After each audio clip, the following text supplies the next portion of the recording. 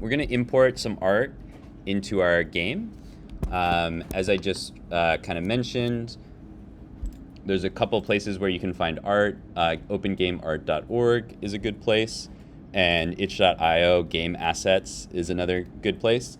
This would also apply if you are making your own art in another program like Photoshop or Procreate or Adobe Animate or something like that. The thing that you have to be careful about is the size of the art that you make.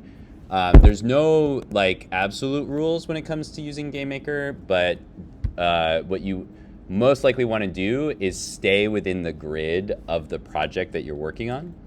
So if we look at our room, there's some basic settings in the room. You can see the width and the height here. And then we have this grid here. And this is kind of like the size of our tiles. And so if we look at the size of the tile here, it's 32 by 32. And so if you have art that doesn't match that size, then it's not going to fit in your tile background very easily. And so it'll still work. The game engine will let you do that, but it's going to make the physics kind of weird, and it's going to make things look kind of weird. So it's much better to use art that either is 32 by 32 or a multiple of that. So for example, 64 by 64 would be twice 32 by 32. So that would be okay. Like my character is 64 by 64. And so the character is bigger than one tile, but it fits in the room very cleanly. So I can move it around and it snaps to all these different tiles. And same thing with my platforms. So my platforms are 64 by 64. So they take up 4 tiles in my room. But it makes the design a lot easier, and it makes sure everything is kind of working within the same size. So if I add stuff that's 32 by 32, that's fine. If I go up 64 or 128, that'll be fine as well. If I do something that's like 128 wide and 32 tall, that'll also be okay because it will fit inside of the tiles. But you want to make sure that everything kind of works within that set. When you're working with pixel art, it's easier to do this because you can size the pixel art up and down without losing resolution. Since it has hard edges already, you can take something that is 1,000 pixels by 1,000 pixels and size it down to 32 by 32 or 64 by 64, and it'll look relatively the same. It won't look like blurry or overly compressed. So that's what you want to keep in mind, is the size of your room, the size of your tiles, and trying to make sure that everything fits within those parameters. If you have any questions about that, or you're unsure when you're looking at assets during workshop time, just let me know and I can take a look at it. Another thing before we download some art that I want to look at real quick is we already looked at how to do sprites, and most of the art that we're going to add is going to be in the form of sprites. But there's also the background, and the background is kind of its own thing. So if you want to edit the background, you can click on this background instance right here. And then there's an editor here. You can add sprites here, but you can also edit the background. So I can go to background editor. Or no, I have to create a sprite. Sorry. Oh,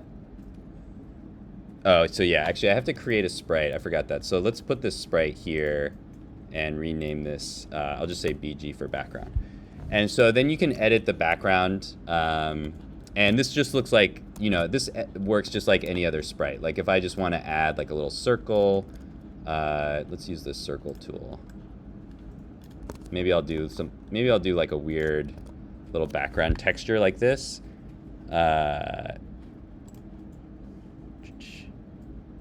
So I added the sprite, and you can see it right here. And then if I want that to fill in the whole background, I can tile it like that.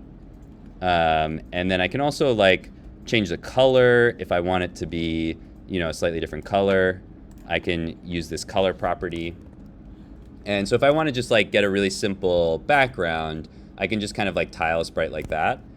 This looks kind of goofy, actually. Actually, this is a good thing to point out, is that your background does have to be solid. If you have alpha, then you'll see it doesn't cover up all the old sprites, and so you get this weird ghosting. So we can edit this.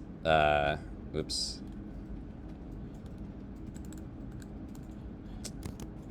Let me just undo that.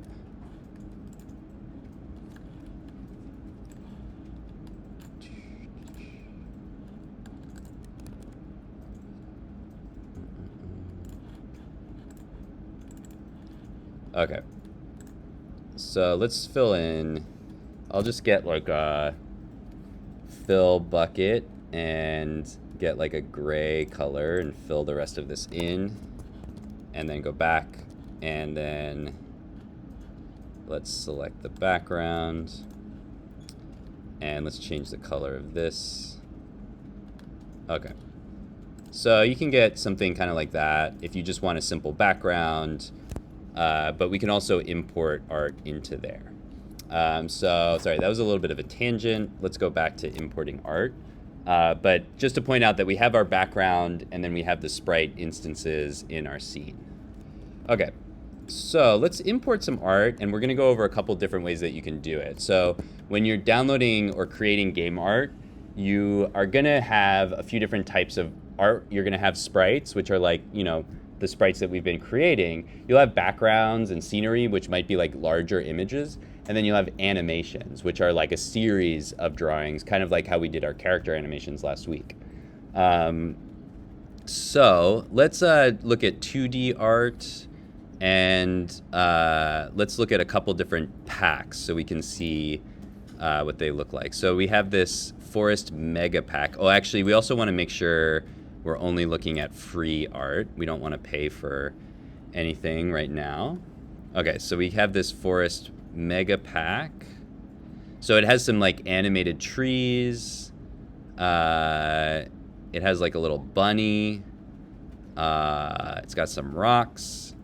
It's got some other trees. This is pretty like high quality art. There's a lot of stuff in here. There's like kind of like different types of scenery, or like different types of places, like cactuses. There's a lot of stuff in here.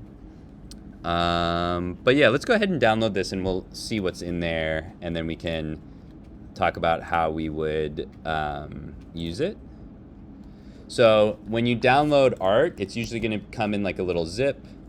We can open up this zip, and so this is just like one sprite sheet. Interesting. Okay, let's go back and read this a little more closely. There may be like a free version. Okay, yeah, so there's a mega pack that has all of this stuff. And this is the free version, which just has like a few basic sprites. So that's perfectly fine. We can go and use this free version. And we can find another pack to get some animations. Let's see. Oh, so this includes a whole bunch of other stuff. Let's see. Okay, this is like a bunch of bunny animations. But this isn't free, I don't think. Okay, let's look at this pack that we downloaded, and then we'll come back. So this is a sprite sheet. So it has a bunch of different sprites of different sizes kind of like laid out in a grid. And if we go back here, hopefully it'll tell us what the grid size is, but we can also figure it out when we import it. Let's see if it tells us.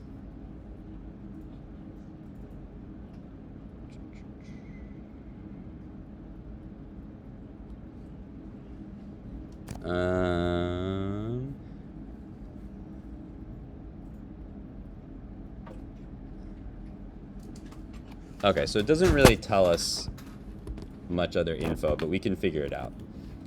So let's say we want to add something to collect in our game.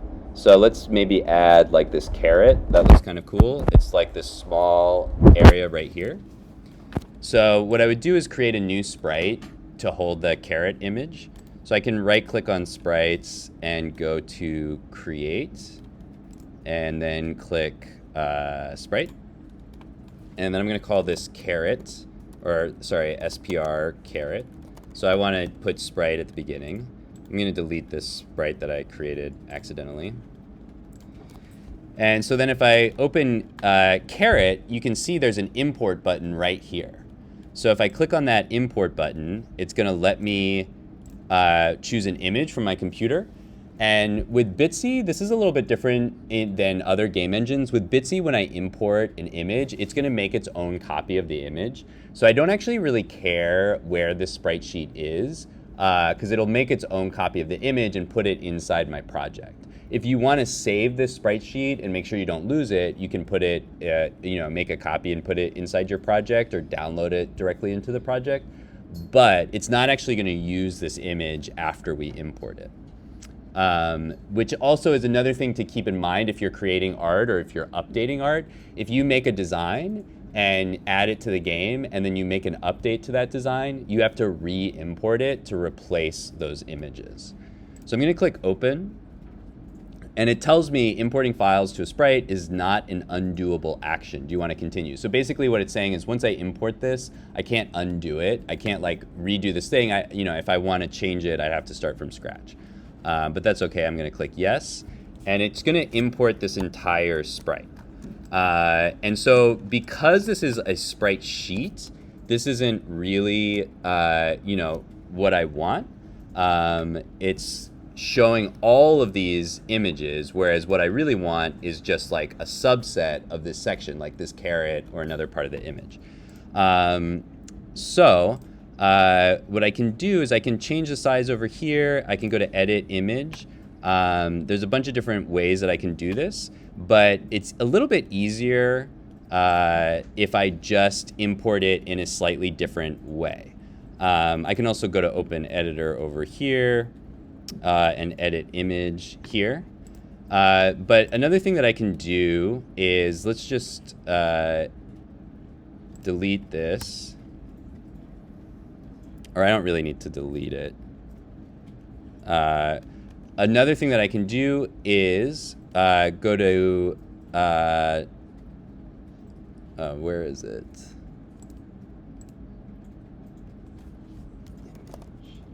Oh no, sorry, I have to go to edit image and I'm gonna delete this frame. Okay, so once I go into edit image, you can see there's a new menu item image up here.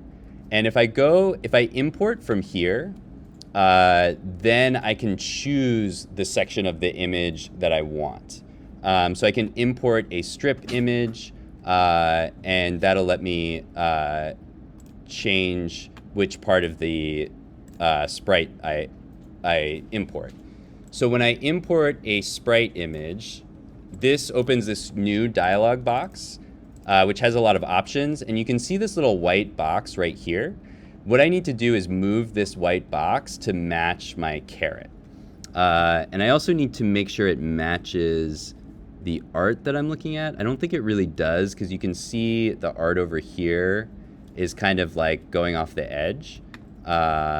So we may need to update this a little bit. Let's see if I change the frame width.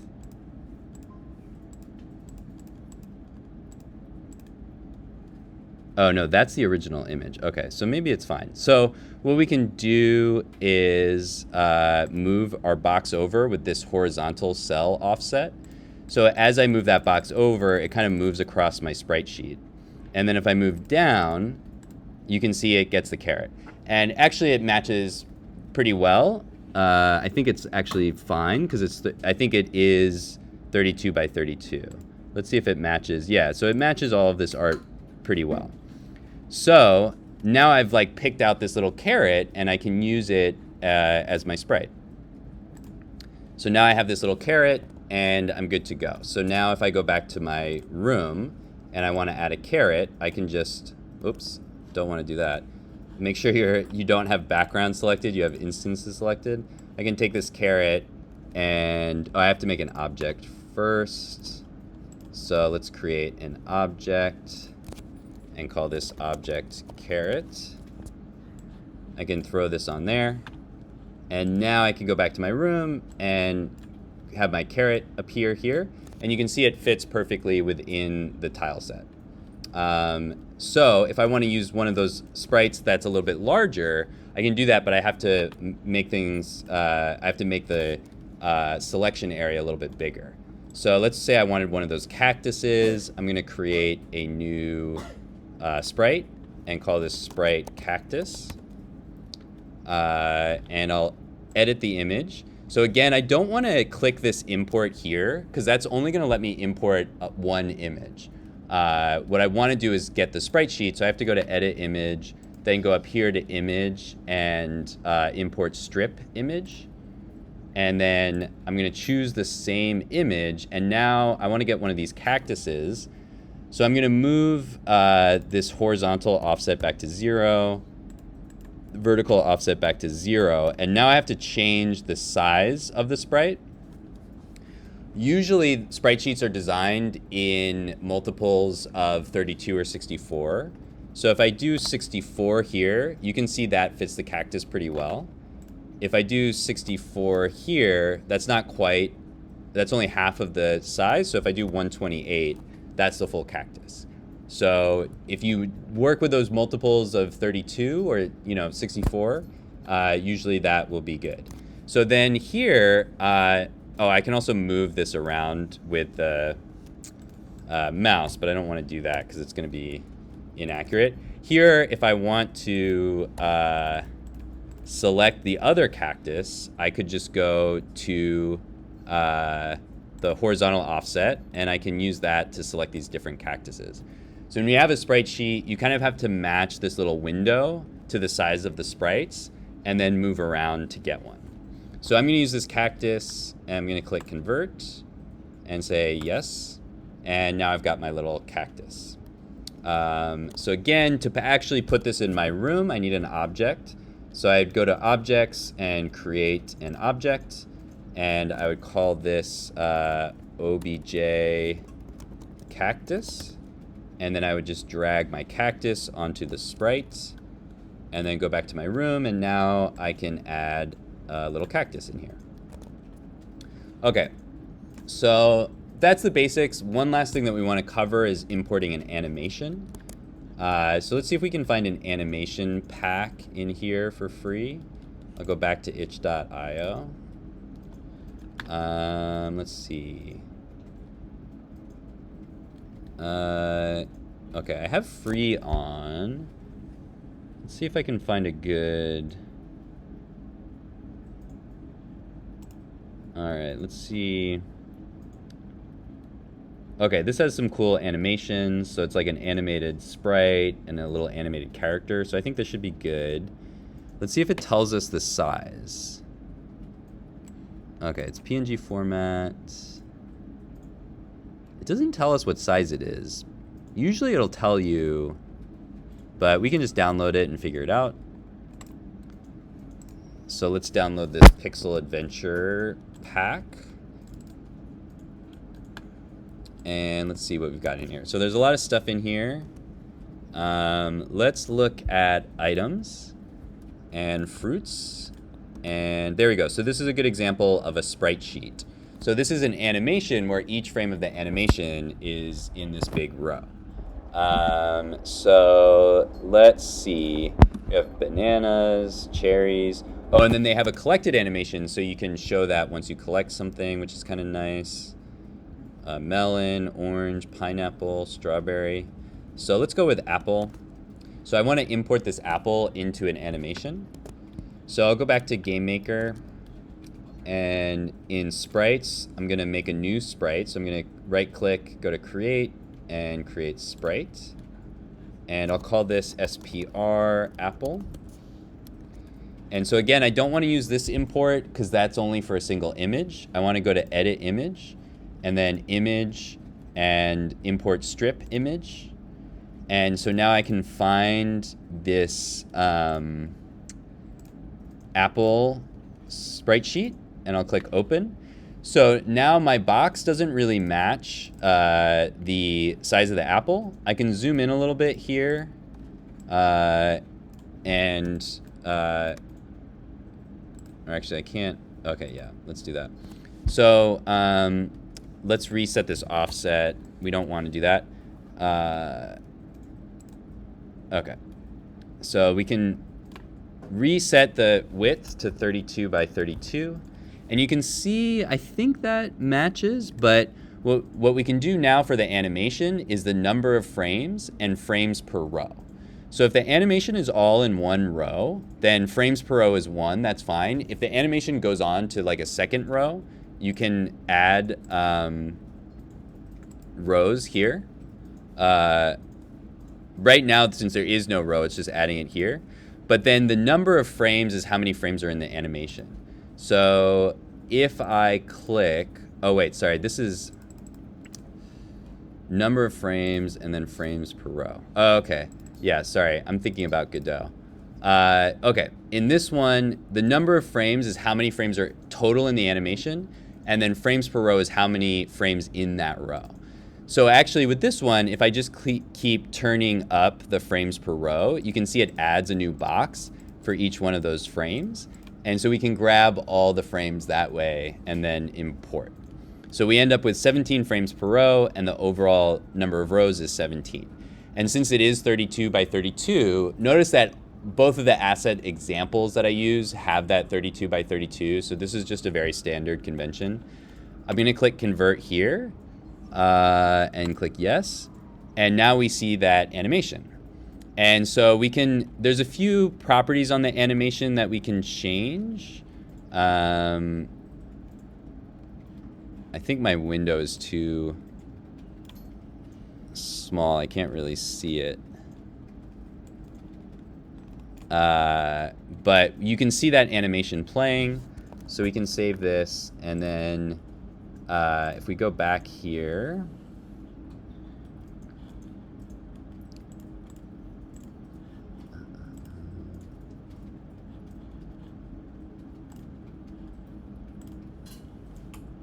we should be able to, I think my window is too small because of the projector, but you should be able to, here it is, it's under properties.